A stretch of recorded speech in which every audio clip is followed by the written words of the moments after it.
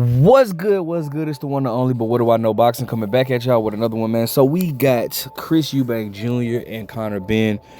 Oh my goodness! Shout out to both of them, man. They have their pay-per-view bout. Their recent pay-per-view bout just did over 1 million, man. That's very good news, man. I'm proud of both fighters. All right, I'm gonna go ahead and get into the article, and then of course I'm gonna speak on it. All right, so it's so shout out to boxing to my boxing news app or whatnot. It says Eubanks versus Benn pay-per-view numbers revealed. Eddie Hearn says the grudge match between Chris Eubanks and Conor Benn converted curiosity into cash. Preliminary tallies put worldwide pay-per-view buys well over 1 million, with domestic UK purchases very close to the 7-figure mark on their own. Speaking to Ariel Helwani, 2 days after the Tottenham Hotspur Stadium thriller, the Matchroom boss credited the dual platform model,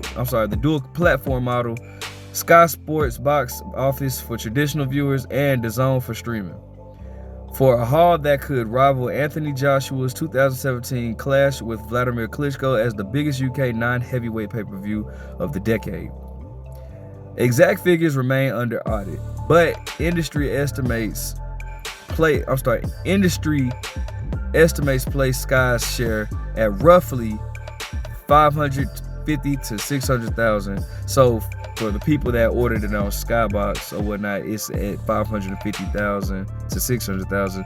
And the DAZN UK app sells from 350,000 to 400,000. So the people that streamed it on the DAZN or got it on the DAZN, 350 to 400K, with a further 150K from US and European territories, pushing the global total past 1.1 million.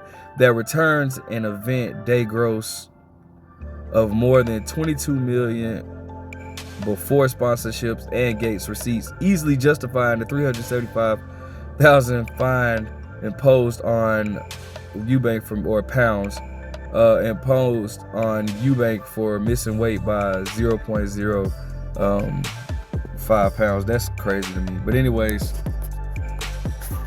inside the ring, the pair delivered. Benn's early burst and Eubanks' late surge produced a 116-112 sweep on the cards and left both men bloody, sending Eubanks to the hospital for precautionary scans and fueling demands for the contractual rematch.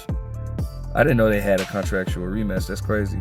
Saudi advisor Turki Al-Sheikh has penciled a September date back at Spurs, though Eddie Hearn concedes the timeline may slip while Cuts Hill and Sky DAZN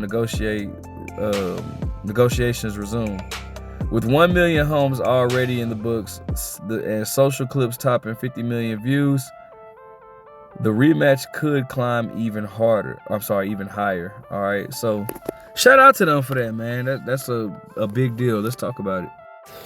You know, it doesn't really surprise me though, man. This fight, I mean, if you guys look at my videos speaking of this fight, I've always said I understand why this fight is being made, because business-wise, this fight is going to be something huge. All right, you have the son of rivals, and probably when I say rivals, I'm not just talking about any rivals. I'll probably say the biggest rival in British UK boxing history. You have Chris Eubanks Sr. and Nigel Benn, right? And then the fact that their second fight ended in such controversy, because many people felt like Nigel Benn really beat Eubanks Sr., right? So it ended with such controversy and whatnot, and they were never able to get a third fight off, right? So then what ends up happening is, like, 35 years later, their sons do it. Now, I think that's amazing, bro. I think that's very amazing, because, you know, obviously that's never happened in the sport of boxing, and truth be told, it probably never will. You know what I'm saying? Like, it's such a rare moment.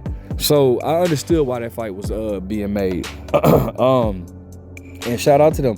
Not only was the build-up, I mean, that build-up was so amazing. Like, that build-up was that was probably one of the best build-ups that I have seen in boxing in a very long time. With the press conference, with the the gigs that was outside of the press conferences, like when they had met up at the, I can't even think of the dude's name, but they did the interviews with each other or whatnot that got heated.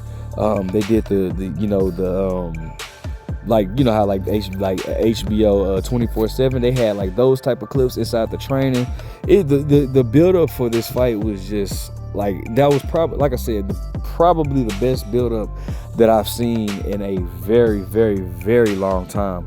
So I'm very pleased with that, man. And so the promotion was just great.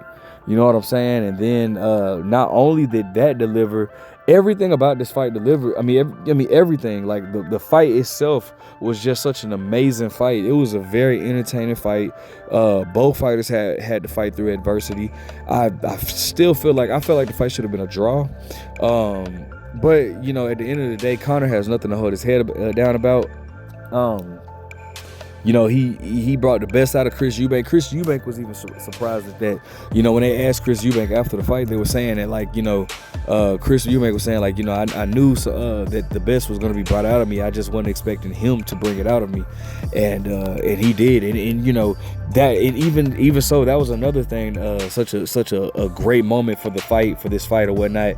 The fact that Chris and his father haven't spoken to each other before this fight. They hadn't spoken to each other in years. And then, out of nowhere, when how they show fighters walking into the ring, Chris Eubanks Sr. ends up walking with Chris Eubanks Jr. And I thought that was just a legendary moment. Both fathers were at the fight. The fight just it delivered. Everything about that delivered, and I'm proud of both fighters. I didn't know it was going to be a rematch, though. I didn't know it was a rematch. They had a rematch coming into play. Honestly, if I'm going to be honest, and I'm not trying to sound like a Debbie Downer, but I don't think we need to see a rematch. I think it's time for y'all did this for your father's legacy. Pretty much, but now it's time to do things for y'all's legacy, and by that I mean it's time for Chris Eubanks to fight for a legitimate title, and Conor Benn as well. I think Conor Benn needs to go back down to 147, and I'm gonna tell you something, man. A lot of people are in trouble down there. Conor Benn has shown that he got cracks, right? He got cracks. So, I think Conor should move down and possibly fight Mario Barrios if this Pacquiao Barrios fight isn't true, which I hope it's not. I just think that that's just a waste of time. But anyways, I think that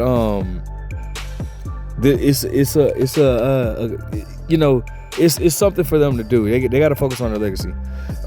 Chris Eubanks, he's talked about being interested in fighting Erislandy Lara. But the middleweight division is up for grabs. You got Janabek there, you got Lara there. I don't even know who the other champion is. I know Lara's the WBA. I don't know who the other champion is. Carlos Adames. I'm sorry. You got Carlos Adames there. Those are all hard fights. All hard fights, man. It's a lot to be done. They have a lot to be done. Conor Benn more so. Chris Eubanks is more so at the end of his career. I just think Chris Eubanks is looking for big moments now. I mean, obviously they can have a rematch, and I'm pretty sure it'll do. I don't know if it will. I don't know if it'll do just as well. The fight was good. The buildup was there. They're gonna have to bring some type of controversy into this moment or whatnot to make it, because you got to think about it, bro. They had so much controversy around each other in this fight. They seen each other outside of before the fight was even signed, and it was heated arguments, pushing, shoving, and all this type of stuff. So it was stuff going on before that. So I don't know if the animosity is still there. It didn't seem like it, at least. So I don't know. They're gonna have to find a way to continue to build it. Maybe they bring the animosity back. I don't know. But then again, how authentic would that be then, right? So I don't know, man. I'm not, so I say that. I don't have to see a second fight between the two. I would like for Chris Eubanks to finally fight a legitimate middleweight. And I would like Conor Benn to get his hands on the WBC at 140. I just think that that's very possible for Conor Benn. I don't see any reason why Conor Benn shouldn't get a title with the skills that he has and possessing. He's very explosive. I think he stops Mario Barrios, just being honest. Unless if the weight affects him in the negative way, because I've even stated before that I'm not a fan of fighters moving up to weight, and then dropping back down. I'm just not really a fan of that. So unless if the weight affects him, I don't see Mario Barrios having anything. I don't even see Brian Norman being able to beat Conor Benn yet. You know what I'm saying? The only person I can see really just beating Conor Benn is Jerron Boots Ennis. That's just my take on it, bro. So I mean, and then like I said, as far as Chris Eubank, as a matter of fact, I don't even know if Chris Eubank can make 160 anymore. He might have to go up to 168, and he ain't getting a belt there. I'm just gonna keep. I ain't trying to sound like no Debbie Downer, but I don't see not one person. He can't beat Chris. He can't beat Caleb Plant. He ain't beating no dang on. He damn sure ain't beating no Canelo. He ain't. I don't see him beating none of the top guys up there. So good luck with that. All right. So his best bet is to try to make 160. That's the only way I can see him possibly maybe becoming a champion. And even there, that's not a guaranteed thing.